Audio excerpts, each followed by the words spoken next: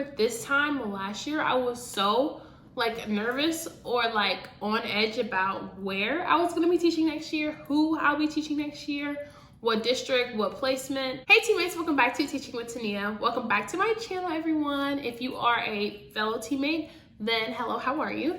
And if you are new here, then I'm so glad to have you. I am Tenia, of course, and I'm a first year, third grade teacher, and I would love to have you a part of our team. Of course, we're teammates. We believe that everybody is an instrumental part in making a child's education experience possible.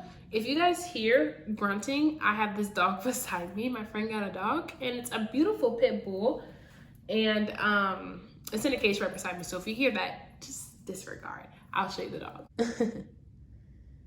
Look how cute. No. He wants me to let him out, but I can't let him out. So yeah, in this video, I am reflecting on my first year as a teacher. Well, I haven't completed my first year yet. Like I said, I'm a first year, third grade teacher, but I remember this time last year, I was so like nervous or like on edge about where I was gonna be teaching next year, who I'll be teaching next year, what district, what placement. I was just so nervous. So if you're in my same position, then this video is for you.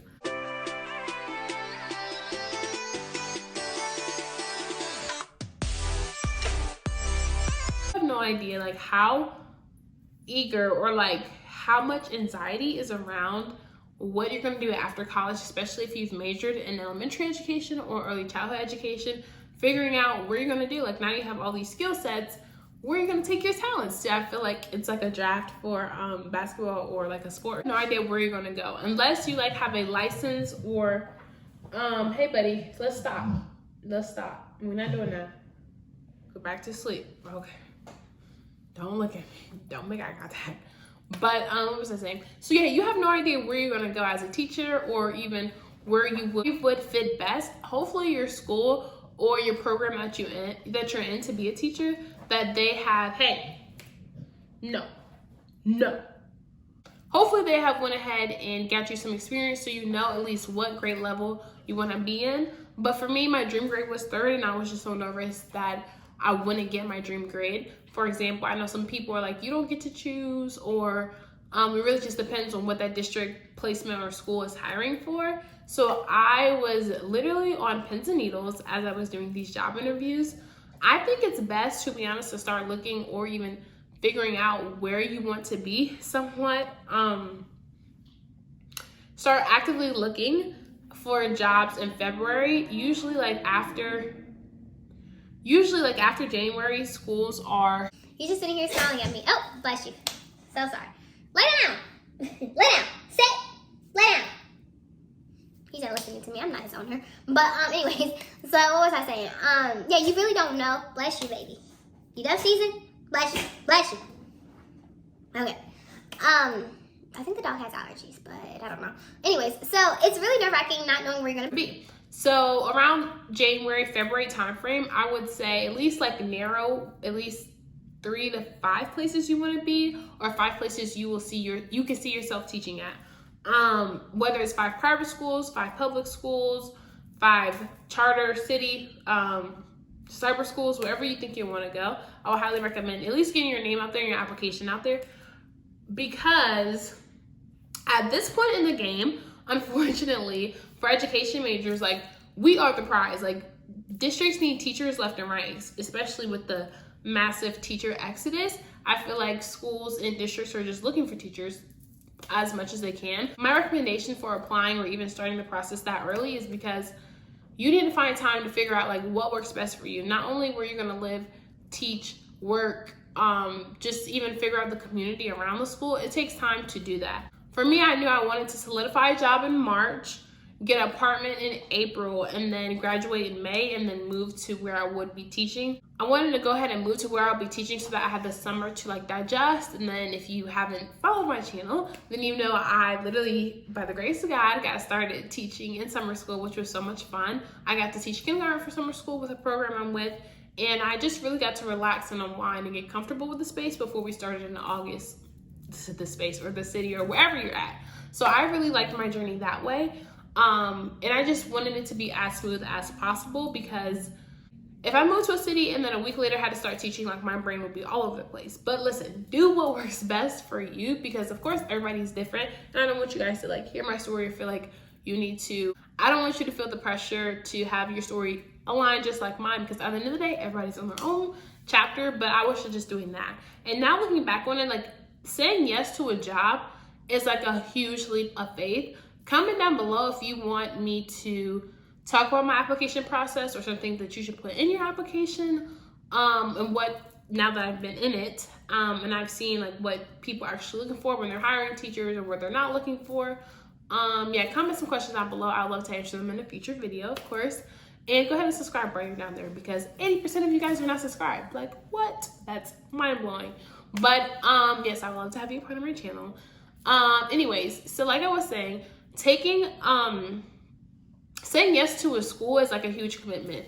I remember one school in particular really, really wanted me, and everything, like stars aligned, like everything looked like the way I wanted it on paper. Also, I would also suggest write down your must-haves in the school, like things that you like non-negotiable. It's basically like buying a house or buying a car, things that you really want in a school, and then things that you can kind of like you'll be okay with, but it's not necessary. And then things you absolutely don't want in the school, like your deal breakers, basically. Every school has their own way of running. So if you are, for example, if you need a lot of support, some schools may have that, other schools may not. If you need a lot of material, or if you just think you need a lot more support and that school doesn't have that, then I don't think you would work best at that school, if that makes sense. But then also, like for me, like I was saying before, one school really wanted me, but then another school, like I just felt drawn to this school, which is actually the school I'm at now. Absolutely amazing. Like I feel like as a teacher, I couldn't have asked for anything better. Or it's spectacular, especially this one, my lead. If it wasn't for my lead, thank God for her, like I would be drowning right now. But she always keeps me up to date and giving me reminders of things that I need. Like I needed that my first year. I am truly blessed because I know that everybody doesn't have that. So like I said, make your list and then check it twice to make sure that everything you have and everything you need is on it. But anyways, looking back to like a year ago, my mindset that I was in, I was like still in my prayer closet, like just praying for the perfect school. And of course, that is not a reality. But I did, like the school that I'm at now checks off like most of the boxes. And I'm so glad that I went with the school as opposed to my other school, because just from one instance, the school that really wanted me, or like that I applied to first, actually, of course, that's probably why they really wanted me, but just watch out for that. The school that really wanted me, they had like the walls were like half walls, if you know what I mean. Like it was an older school, for example. It was just an older school, and then everybody was teaching in this common space with like these dividers. I don't know, it was absolutely crazy, and I feel like it would drive me bonkers to hear another teacher teach while I'm teaching. And the principal was great, like all that stuff. It was just, it wasn't the right fit for me.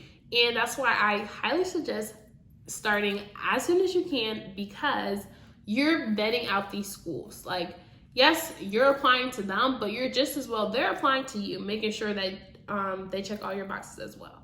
Yeah, and thank God that did happen. Like towards the end of March, which is this time last year, I got my first teaching job, or I accepted my first teaching job, and I was like, okay, not necessarily knowing everything that I'll get myself in. I actually just did a first year, or like a teacher to-do list of things that I wish I knew then that I could have prepared for. But to be honest, like teaching is just a whole different experience, and just way different than other jobs that I've had. Like even when I was in, fun fact about me, when I was in high school, at Waffle House and I worked at Subway, and of course those weren't my like big girl job. Like I'm not responsible of like 20 or 30 kids, you know, in the class. But I also feel like that taught me so much. Okay, he's laying down. That just taught me so much, but it was nothing compared to like teaching how much planned prep and actual thought goes behind what we do, like just making sure we have the best practices and doing the best for our students that we can. And I am like absolutely happy that I went with my gut, because like I'm not stressed out pulling my hair out. And overall, I know everybody first year teaching is not the best, as you can look back at my channel.